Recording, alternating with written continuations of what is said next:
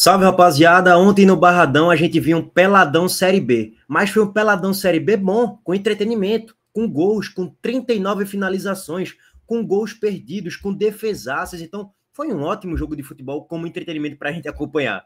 Detalhe, no jogo lá da Argentina, Vitória e Defesa e Justiça protagonizaram um dos piores jogos de 2025. Foi um peladão Série B muito ruim, que não acontecia quase que nada durante todo o jogo. No final das contas, 1-1, a gente vai analisar aqui um pouquinho do que foi o jogo e trazer a coletiva de Carpini, um trechinho dela que para mim é extremamente relevante.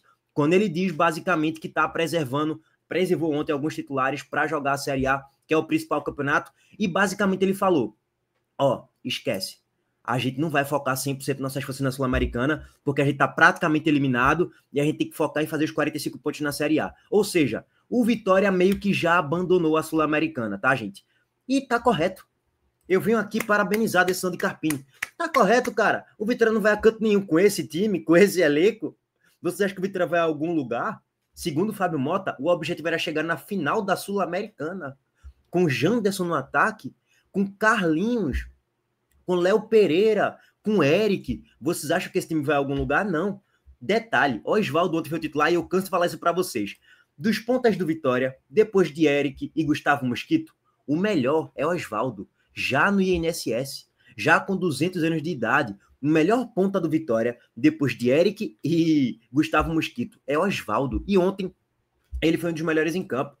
Velho, a partir do momento que Osvaldo, com 500 anos já na cara, é o melhor em campo, ou um dos melhores em campo ali, e é o melhor atacante do Vitória, foi o melhor atacante do Vitória na partida, é porque você tem que repensar muito sobre o grupo de jogadores do Vitória, que é muito, mas muito ruim. E é isso mesmo. Assim, mais um resultado péssimo para o Vitória ontem na Sul-Americana, mais um empate no Barradão. No Barradão foram 3 jogos, 2 empates e 1 derrota. O Vitória chegou a perder no Barradão no último jogo contra o Cerro Largo.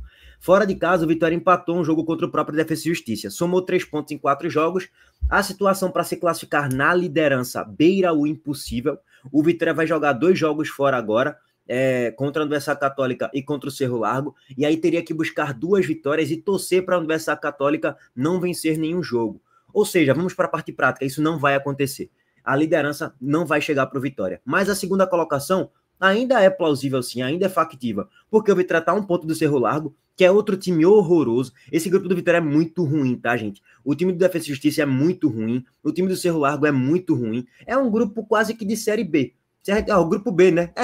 Pronto. Eu sei que eu brinco muito, provoco muito, mas isso aqui é o grupo da Série B mesmo, gente. Assim, se você parar para analisar todos os times, é mais ou menos isso aí. Quem vem se destacando mais positivamente é a Universidade Católica do Equador. Então, assim, se a gente parar para analisar, a Universidade Católica tende a vencer do Cerro Largo, chegar a 10 pontos e garantir a classificação para a próxima fase. Agora, o segundo lugar, ele garante a vaga ali nos playoffs, né? Para enfrentar os terceiros colocados da Libertadores. E aí o Vitória pode se classificar ainda em segundo, não descarto, é 1 ponto só, pô. E vai ter o confronto direto contra o Cerro Largo, que é outro time horroroso. O Vitória pode se classificar. Mas assim, priorizar a Sul-Americana para mim seria um erro. E aí eu tenho que parabenizar nesse momento o Thiago Carpini, que faz um péssimo trabalho em 2025, sim, mas ontem o time produziu, teve volume, criou várias e várias chances para vencer o jogo. E aí a culpa é dos jogadores. A culpa é de Fábio Mota. E parcialmente é de Carpini também, que ele fez parte da montagem desse grupo. Carpini também tem parcela de responsabilidade nisso. Ele começou o ano sendo treinador do Vitória e ele é que dava o aval. Pode trazer esse? Não, esse aqui não. Pô, vamos tentar trazer aquele. Não sei até que ponto foi a responsabilidade de Carpini na formação desse grupo de jogadores. Mas ele, de certo modo, tem parcela de culpa nisso aí também, cara. A gente não pode isentar Carpini e falar, coitadinho de Carpini. Não, o trabalho de todo mundo é ruim. De Fábio Mota, da diretoria, de Thiago Carpini e também dos jogadores. De todos, são muito ruins. E um parênteses aqui. Sei que a torcida do Vitória não vai gostar do que vai ouvir agora, mas dá para se cravar já. Estamos no dia 7 de maio. Não é nada precoce falar o que eu vou dizer agora. Vamos supor, estou supondo aqui um cenário, que nenhum time da Série A pode contratar mais. Nenhum. Nem o Vitória, nenhum. O Vitória está rebaixado para a Série B. Meu irmão, pode trazer Klopp para ir. Não vai, cara, não vai. O time é muito ruim, pô. Tem alguns bons jogadores, tem Baralhas, Mateuzinho, Lucas Arcanjo, Lucas Alto de até tá jogando bem. Aí, porra, você já começa a pescar jogadores para compor. Aí, pô, Eric pode ajudar. Aí você, pô, um Rato pode ajudar ali de vez em quando. Cara, você cita ali uns, sei lá, 6 jogadores, 7 jogadores ok para bons, para ótimos até, no caso de Mateuzinho. De resto, cara, gente, pelo amor de Deus, Claudinho também, assim, são jogadores que, porra, é jogador de Série B, pô, sim, que pode ajudar e tal, mas, cara, é isso aí, é um time do Vitória piorado do ano passado, é mais ou menos isso, tá? Bom, enfim, vamos aguardar o desenrolar da Série A, da temporada, o Vitória, aí vai ter gente já interpretando que eu tô cravando que o Vitória já caiu. Não tô cravando isso não, mas com esse elenco aí, se não trouxer outras boas peças pro ataque, esquece, tá rebaixado pra Série B, tá? Só que, óbvio, o ano não acabou no dia 7 de maio, tem todo desenrolado em uma temporada ainda. A torcida do Vitória fica pé da vida quando ouve isso, mas é a realidade, cara, só é o elenco. Ah, então o teu esporte. Pois bem, o meu esporte, no papel, no elenco, peça por peça, pra mim, é melhor do que o Vitória. Afirmo isso com convicção. Ah, então por que não tem os pontos na temporada? Porque o trabalho de Pepa é ridículo. E daqui a pouco a gente vai falar sobre Pepa também, tá? Bom, vamos passar aqui para a análise dos gols da partida, a análise estatística e também um pouco das informações sobre Pepa. Antes disso, o recado do nosso patrocinador, a Montenegro Cargas, mais uma vez entrando em ação. A Montenegro Cargas é a palavra-chave para transportar sua mercadoria em 2025. Há mais de 10 anos, a Montenegro Cargas vem transportando compromisso para todo o Brasil.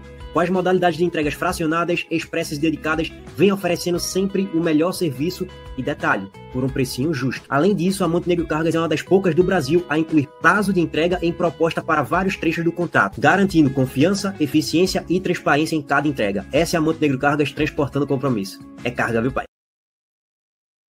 Vamos lá, gente. Para começar a análise do jogo, eu vou para a coletiva pós-jogo de Carpini, que ele esclarece ali algumas mudanças no time titular. É justamente o que eu falei anteriormente, né? Priorizar o Campeonato Brasileiro. A escalação hoje já foi justamente nesse sentido, de valorizar para nós o que é o mais importante. Se conseguíssemos hoje a vitória, estaríamos vivos na competição. Hoje eu acho que se torna cada vez mais difícil, pouco provável um avanço de fase. E se a gente voltar os olhos para esses 2 jogos fora de casa e nos dedicarmos para isso, a gente pode deixar passar mais 3, 4 rodadas da Série A e nos complicarmos de fato a nossa temporada. Então acho que isso é o grande ponto. Assimilar, né, tentar passar dentro do possível uma tranquilidade para os atletas, porque a responsabilidade eles sabem que é grande, nós nos colocamos nessa situação e a gente precisa sairmos dela juntos, da mesma maneira, com as mesmas convicções, ideias, e seguir trabalhando, assimilar tudo que está acontecendo e, como eu disse, sair melhor desse momento turbulento que a gente vive na temporada. Bom, tá aí, ele deu um discurso muito de, porra, acabou a Sul-Americana. Esse discurso do acabou a Sul-Americana, eu discordo um pouco, mas ele pegou o contexto de, porra, vamos para 2 jogos fora de casa, um no Equador, outro no Uruguai, vai ter o desgaste da viagem, logística, todos e todos, os desgastes das partidas também. Então, ele estava analisando o cenário macro e tipo, pô, não vamos focar muito nossas energias nesses 2 jogos fora, não. Porque se a gente fizer isso, colocar todos os titulares, talvez a gente perca mais 4 ou 5 pontos nesse primeiro turno e a situação com o desenrolar da Série A, para ficar na Série A, vai ser ainda mais difícil. Então dá para se entender o contexto de tudo isso aí, tá, gente? Não acho que é tão desesperador assim a situação na Sul-Americana. Pode se tornar se o Cerro Largo vencer o jogo de hoje, né? Contra a Universidade Católica. Mas enfim, cara, não vai ao canto nenhum, Vitória, tem que poupar mesmo. Agora, dito isso, Carpini, no último jogo, tu colocou Baralhas no banco, cara. Tu colocou Eric no banco, tu colocou Gustavo Mosquito no banco. Qual é o nexo disso? Assim, qual é o sentido disso? Lógico, nenhum, zero. Teu trabalho é fraquíssimo em 2025, tá, Carpini? E o grupo de jogadores de Vitória é horrível, horroroso, é horrorível, como já diria eu. Bom, seguinte, vamos trazer aqui rapidamente os gols da partida. O Vitória até abre o placar e, assim, cara, qual é o mérito do Vitória nesse gol? É o tal negócio que a gente fala, velho, eu sei que a galera vai, porra, pegar pesado comigo agora, mas, gente, vamos lá. Carpini tem mérito do que aconteceu no ano passado, naquela recuperação na Série A? Tem. Os jogadores do Vitória tem, sim. Mas, velho, o Vitória deu muita sorte no ano passado. Essa permanência do Vitória na Série A do ano passado, ficando em 11º lugar ao término da Série A, assim, é uma das maiores sortes da história do Vitória no recorte recente. Só é ver o que time... Eu assisti os jogos, gente. O Vitória achava os gols assim, tomava pressão e tal. Aí, às vezes, o goleiro falhava. Alejandro fez 3 gols sem goleiro, pô, na pequena área. Alejandro foi artilheiro do Brasileirão ano passado, pô. Fazendo 3 gols sem goleiro. Tipo, por falhas ridículas do goleiro. Deixando ele sem goleiro, na barra, assim.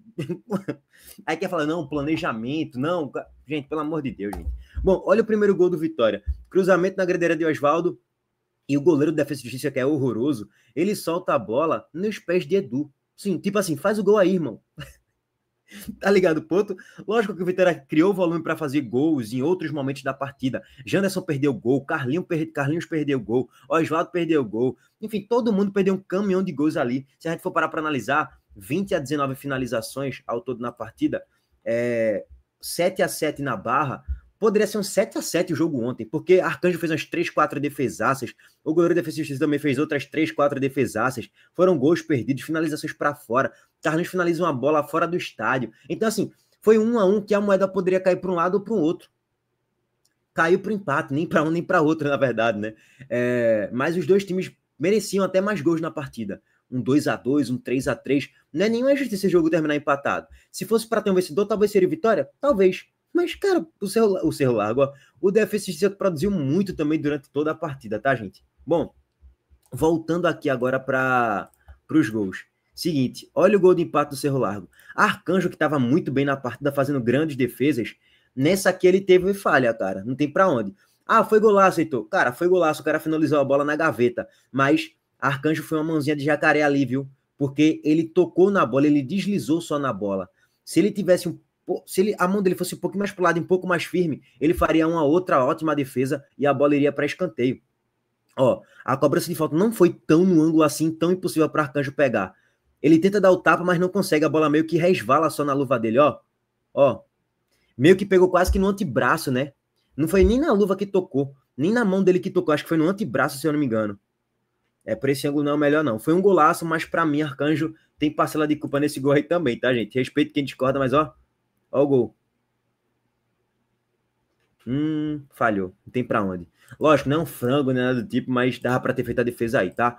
Bom, no final das contas, 1-1. Vitória em situação quase que impossível para se classificar na liderança, mas a segunda colocação ainda tá muito em aberto. Fez 3 pontos em 4 jogos, não acho que vai fazer 3 pontos em 2. Ou mais do que isso em 2 jogos. Porque os 2 jogos agora serão fora de casa. Se o Vitória já joga mal em casa, imagina fora. Bom, a crise só faz aumentar lá pelo lado do Vitória, pelo lado do Barradão. Aguardar o que é que vai acontecer aí nos próximos jogos, tá? Bom, seguinte, gente. Carpini vai ser demitido ou não? Acho que ainda não, né? Vamos esperar mais um pouco. Mais 1, 2 jogos ali na Série A, pelo menos. Tem um jogo contra o Vasco agora. Se o Vitória perde pro Vasco, aí eu já acho que Carpini pode cair. Ou perde mais 2 jogos em sequência, ou empata, ou perde outro. Ainda não vai demitir Carpini, não. E outro negócio, vai contratar quem? Quem é o milagreiro aí, o santo, que vai fazer o Vitória se transformar da água pro vinho do dia pra noite? Não tem, cara. O time do Vitória é muito ruim mesmo, tá, gente? Bom, seguinte, vamos agora trazer informação aqui sobre Pepa. O Atlético Paranaense fez contato e deve enviar proposta pela contratação do técnico Pepa ex-Sport. Cara, depois que um treinador ele consegue o acesso da Série B para a Série A, independente se ele teve um grande mérito ou não, uma grande parcela de responsabilidade ou não, o cara vai ficar sendo bem visado aí no mercado, bem quisto no mercado. E Pepa é um desses nomes. Que assim, se a gente for analisar a reta final da Série B do Sport, se a gente parar para analisar, ele teve uma sequência ali de ajuste do trabalho de Sosso defensivamente. Ofensivamente, o trabalho de Sosso tava ali, cara. Não era o trabalho de Pepa sendo muito bem implementado, não.